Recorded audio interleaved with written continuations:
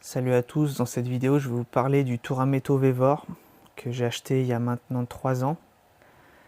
À l'époque je l'avais acheté 480 euros, maintenant il doit être dans les 600 euros, mais il reste toujours le Turameto le moins cher du marché actuellement. Comme j'ai dit, je l'ai utilisé 3 ans. Moi personnellement, je regrette vraiment pas cet achat. Je vais vous parler un petit peu de l'utilisation, quels sont les problèmes que j'ai eus et quelles modifications j'ai fait. Pour les problèmes, j'avais eu une histoire avec la courroie qui allait au moteur qui est derrière. En fait, le, le pignon, l'embout qui fait, où on attache la courroie, en fait, il n'était pas assez vissé. Et donc, du coup, il a fini par tourner dans le vide. Et donc, du coup, la tête ne tournait plus.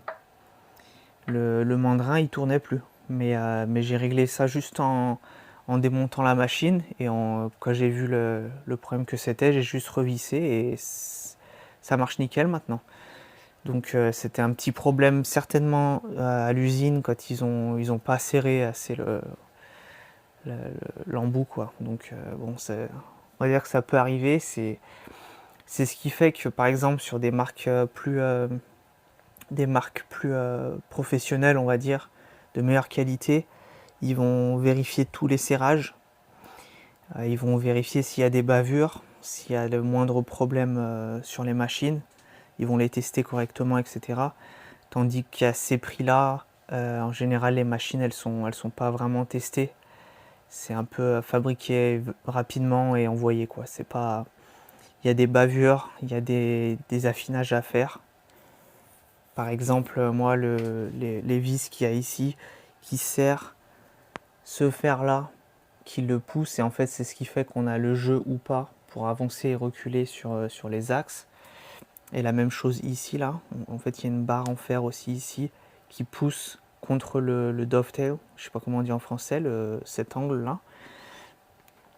Et du coup, sur cet axe-là, bon, là, j'avais juste changé la vis parce que je sais plus pourquoi, mais je me sens qu'elle était morte, quoi. J'ai dû la détruire, je sais pas comment. Et du coup, j'ai rajouté ici, là, on peut voir une vis ici. Et une vis ici, du coup, c'est pas les mêmes parce que celle-là, elle est plus facile pour l'accès. Je l'ai fait une vis de 10 longue avec un filetage de 6. Mais du coup, ça permet d'avoir un réglage plus fin sur le long de cette barre parce que par exemple, ici, elle est plus courte et donc 3 ça suffit. Je trouve que 3 c'est pas mal. Mais en bas, là, en rajouter 2, ça fait vraiment pas de mal. Maintenant, je peux un peu mieux affiner la machine et elle avance et recule beaucoup plus facilement. Pour l'entretien, moi personnellement, je la graisse assez régulièrement.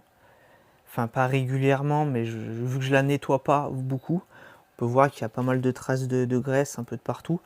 Mais justement, en fait,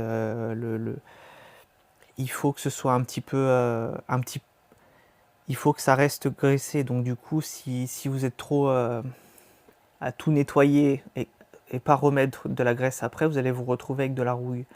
Donc il vaut mieux laisser un peu de graisse un peu de partout, même que l'utilisation elle soit un petit peu voilà, un petit peu avec de la graisse, mais au moins la machine elle rouille pas. Par exemple, j'avais la tête, le mandrin qui prenait un petit peu de rouille.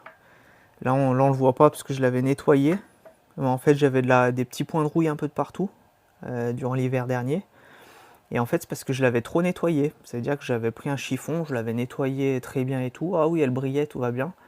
Mais au moment d'arriver l'hiver et l'humidité qui monte, bah, la tête, elle a commencé à rouiller, quoi. Donc du coup, après, j'ai bien nettoyé tous les points de rouille et rajouté de la graisse. Et maintenant, quand je touche le mandrin, il est légèrement graissé, quoi.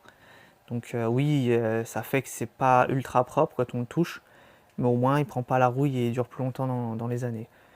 Donc voilà, ça c'est un truc que j'ai vu quelques personnes qui font pas, qui graissent pas ou alors qui nettoient trop en pensant bien faire et en fait il faut pas trop nettoyer quoi.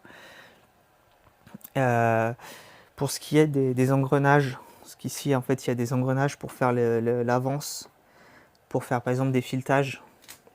Là, pour faire du défiletage avec un pitch de 0,5, il faut du 40, 60, 30, 60. Ici, on voit que c'est le A, B, C, D. Mais en fait, ça, personnellement, j'ai eu des problèmes avec cette charte, ce tableau. En fait, il me semble, c'était le 1,75. C'est pour ça que j'ai mis un 6 ici. C'est 35, 60, 60, 30. Et en fait, ils ont mis 30. Et donc, en fait, je me demande pourquoi ils ont mis ce tableau-là, si ça correspond pas avec la machine. C'est ça qui est. C'est le truc qui fait. Enfin, c'est le petit défaut que je trouve qu'ils auraient dû mieux vérifier avant de coller ce tableau-là. À moins que c'est moi qui ai eu pas de chance avec la machine, je sais pas, mais du coup, ça n'empêche pas du tout l'utilisation, c'est juste quelque chose à voir, quoi. Et du coup, pour les modifications que j'ai fait, du coup, je vous ai parlé de cet axe-là. Là, j'avais mis ici une vis qui bloque le chariot complet. Vous ne pouvez plus avancer et reculer. Mais au final, je l'utilise jamais. C'était pour avoir un peu plus de rigidité, avancer juste sur cet axe-là, en fait, du coup. Mais je m'en sers pas, en fait. Je l'ai fait, mais je m'en sers pas. Là, je vais faire une vidéo prochainement là, sur la chaîne pour faire cette manivelle. Je vais la faire en aluminium. C'est-à-dire, je vais utiliser cette pièce-là, je vais faire un moule en sable et je vais faire cette pièce-là en aluminium. Donc si ça vous intéresse, vous pouvez vous abonner à la chaîne et suivre ce qui va être uploadé sur cette chaîne. Mais voilà, concernant cette machine, elle marche très bien, même après du coup 3 ans d'utilisation. L'avancée automatique, tout ça, il y a franchement aucun problème. Juste des voilà, des petites choses à bricoler, quoi. Après, j'avais vu une vidéo anglaise sur le boîtier, en fait, ici, si les morceaux de fer, ils pouvaient rentrer et faire contact avec la carte, on va dire la carte mère qui est à l'intérieur. Donc du coup, ce que j'ai fait, c'est que j'ai démonté ce boîtier et j'ai mis il me semble que c'est du polystyrène que j'avais mis, de façon à plus pouvoir, en gros les copeaux ils peuvent plus aller, la carte mère elle est isolée de tout copeau ou de toute poussière métallique, ce qui évite des courts-circuits et des problèmes, quoi. Après, j'avais vu que certaines personnes ils ont mis des roulements coniques ici, des roulements avec un angle, des roulements coniques comme ça, et de l'autre côté dans l'autre sens. Tandis que là, c'est des roulements à billes, ce qui fait que c'est des roulements qui sont bien pour ces axes-là, l'axe ici et l'axe là, mais ils sont pas bons à l'horizontale. Donc du coup, certaines personnes disent qu'ils ont augmenté la précision, la rigidité de la machine en changeant ces deux roulements qui sont à l'intérieur, là. Moi personnellement, je ne l'ai pas fait, je n'ai pas trouvé vraiment l'utilité, mais peut-être pour quelqu'un qui travaille par exemple l'acier et qui veut avancer très vite, peut-être que ça peut être utile. Mais voilà, quoi, c'est des petits détails de la machine mais qui sont améliorables, donc du coup c'est intéressant. Si vous aimez les machines, c'est intéressant de pouvoir améliorer la machine et avoir une meilleure utilisation pour qu'elle soit plus facile à utiliser et plus agréable, quoi.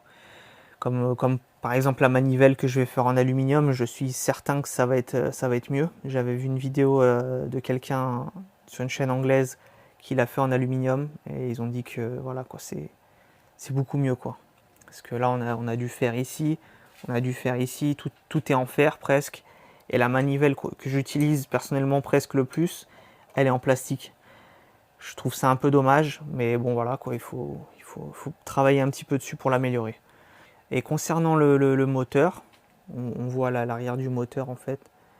En fait, il est positionné comme ça. Il y a la courroie ici qui vient de donner la transmission au mandrin. Certaines personnes, ils l'ont changé. Ils disent qu'il finit par brûler avec le temps. C'est un moteur soi-disant fragile. Personnellement, j'ai utilisé énormément de temps et j'ai jamais eu de problème. Moi, cette machine-là, je l'ai déjà payée, en fait, par rapport au travail que j'ai fait avec. En fait, j'ai une chaîne YouTube en anglais. Là, ça va être ma première vidéo en français sur cette chaîne-là, mais j'ai une chaîne YouTube en anglais et j'ai fait pas mal de pièces pour des machines d'injection de plastique, etc. J'ai plusieurs types de pièces que j'ai vendu sur eBay et sur Etsy, etc. Donc du coup, cette machine-là, je l'ai déjà remboursée. Donc du coup, moi, je vais pas me plaindre. Je vais vraiment pas me plaindre de cette machine. Elle est très bien. Si par exemple, vous voulez faire un angle, vous voulez avancer avec un angle, par exemple, de 30 degrés, ou etc., peu importe l'angle que vous voulez, c'est un petit peu compliqué. Enfin, ça fait perdre un peu de temps. En fait, il faut reculer cet axe-là jusqu'à presque à sortir. Et en fait, on a accès aux vis il y a 2 vis qui permettent de faire une rotation et s'aligner avec les ici là et pouvoir mettre 10, 20, 30, 40, 40 d'angle, quoi. Donc degrés, je veux dire. Ça, c'est des détails qui font que, bon, si vous faites souvent des angles, etc., ça va être un peu plus long.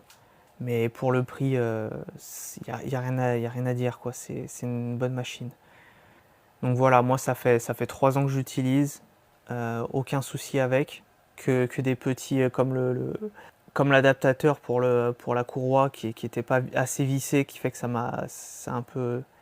Voilà, quoi, je pensais que la machine, elle était cassée complet, qu'elle était morte, quoi, le moteur. Je pensais qu'il y avait un problème dans le moteur.